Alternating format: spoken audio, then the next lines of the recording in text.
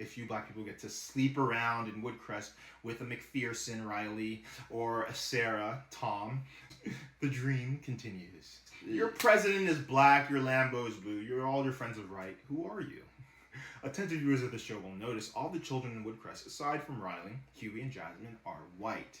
The original comics published at the University of Maryland's Go Terps featured a Japanese-American character named Hiro Otomo, and the show featured a couple other Asian Americans and non-white characters, but the vast majority of the this integrated community is white. Strange, right? Indescribable. It was just so amazing. And I got to meet him. Was he everything you dreamed he would be? Oh, yes, he was. And so much more. Woodcrest has many white liberals in it, right? There are lots of people that are excited that Barack Obama became the 44th president of the United States. Yet, despite all this liberalism and love of diversity, it's never actually reflected in the actual demographics of the town's children. Why is that? Well, there are non-white adults featured in the show, but they do not have children.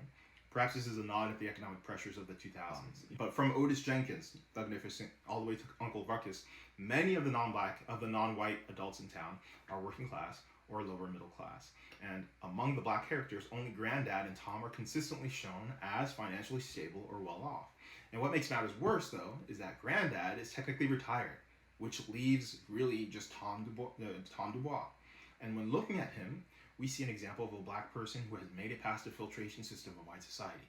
And this process has pulled him away from his people. Like a younger Generation X version of Barack Obama, which means that he was amongst the earliest class of black Americans to go through desegregated schooling from kindergarten through college, depending on where he grew up, of course. When Tom Dubois was coming out of college, when he was coming out of law school, the black community was facing the full brunt of the Reagan offensive, what they call the war on drugs. It was about to go into being pummeled by the Clinton offensive, right? Super predators, all that stuff.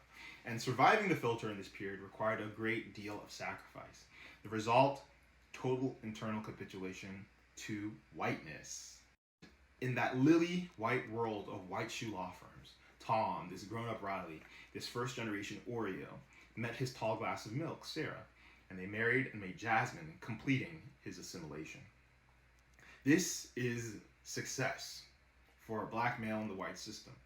As individuals, we can always be proud of the personal achievements of our friends and family.